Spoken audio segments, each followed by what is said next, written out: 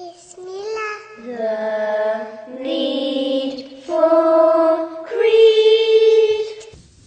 The Kurgans were an ancient people from the steppes of Russia. For amusement, they tossed children into pits with hungry dogs to fight for meat. Rabbis in Medina posed questions to Muhammad, peace be upon him, that only a true prophet could answer in a bid to admonish him. One was, tell us of the young man who travelled to earth's west and east, yet the Quran's response was astonishing.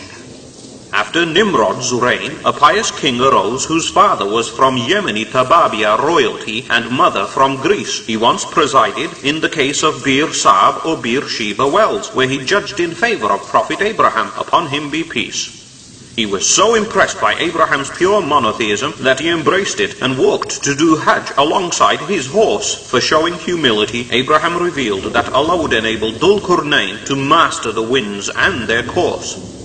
Allah gave Dhul Qurnayn, or the two-horned one, the means to conquer the world, including armies, wealth and skill. His empire spanned the horns of the sun, east to west, and he sported horns, or braids, on his head to fit the bill.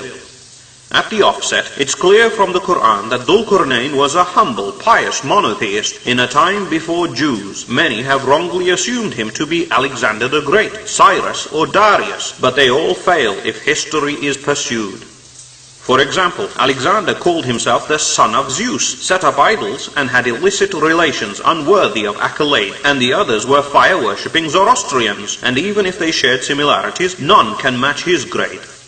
Only 4 kings have ruled the entire earth. 2 evil, Nimrod and Nebuchadnezzar, at a time when records were scant. 2 were good, Prophet Solomon and Dhul Qurnayn, peace be upon them, and in the near future such a rule to Jesus will Allah grant.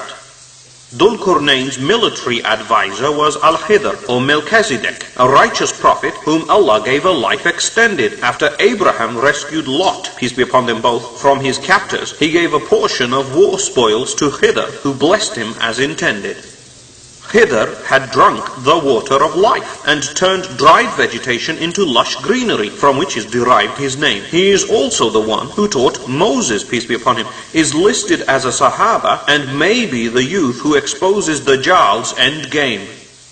Firstly, Dhul Qurnayn headed west towards Al-Ayun and the Al-Halidat or Canary Islands by the Atlantic Ocean. From Dhul Qurnayn's perspective, it seemed as if the sun set in Hamia or murky boiling water in fetid commotion. Some joke that Muslims believe the sun actually sets in water, but the Quran states the sun has an orbit in space. In fact, the Canaries were volcanically active 4,000 years ago, forming Lanzarote's caves by steam in the lava face. There he came across a people where Allah tested his leadership, giving him the decision to punish or kindly treat. Wisely, he gently guided the good, but punished the wrongdoers, who'd also be punished in hell in subjugated defeat. His second campaign was due east, to where the sun rises, not sunrise, and the people had no shelter from its rays. Allah knows best if it was in the treeless and flat Arctic Circle, where the sun stays risen during 6-month days. Indigenous subarctic tribes used to seek shelter in igloos and trenches and caught fish, as scholars elucidated, but Allah knows best if it was the ancestors of the Inuits or Eskimos whom Dhul Qurnayn empowered and placated. Fascinatingly, along the Silk Road during Abraham's time, peace be upon him, now extinct civilizations talked about a 2-horned king, such as the Harappans of Mohenjo-Daro in Pakistan and the Taklamakans of Lake Isyk-Kul, meaning hot spring. Surah Kahf mentions his final trip took him through a mountain pass, where he met a tribe unable to communicate. By using translators, he found out they were being decimated by the evil Gog and Magog and needed to separate. On this campaign, he went north, and only Allah knows if he crossed the Arctic into the Americas or headed west. Yet there are remnants of vanished tribes who sacrificed babies, such as the Olmecs and Kurgans, but Allah knows best. Gog and Magog, or Ya'juj wa Ma'juj, were ruthless tribes who swooped through valleys, killed, pillaged, and withdrew. They needed to be cordoned off from humanity behind a barricade that they could neither scale nor dig through.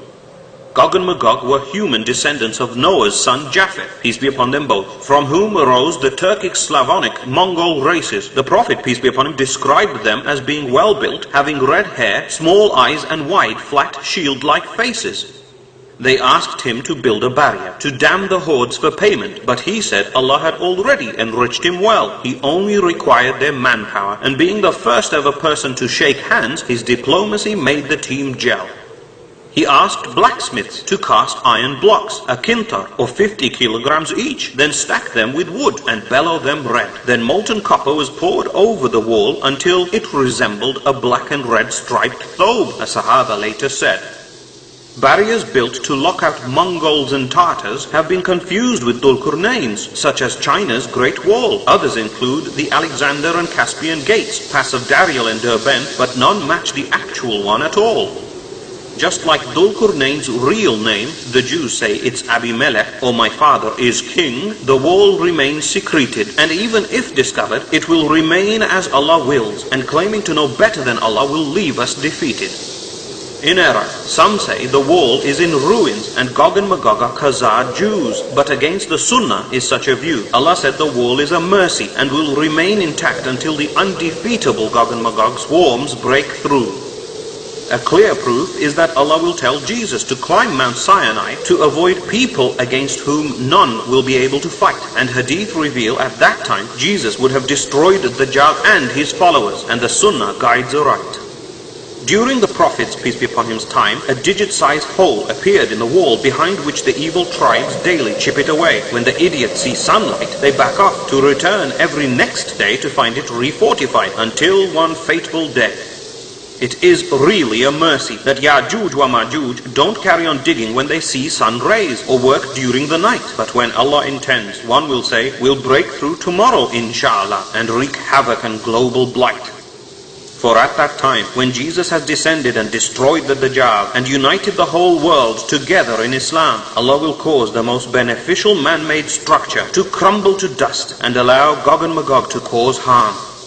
They will surge like crashing waves, swarming stealthily from every mound, pouncing upon any believers they see, free from their barrier, vengeful and vile. There are so many of them that they will drink dry the Sea of Galilee. Cynically, Gog and Magog are touted as the protectors of London and paraded in the mayor's show as traditional fun. Yet when the barbarians are really let loose and begin their indiscriminate killing spree, in horror they'll be undone.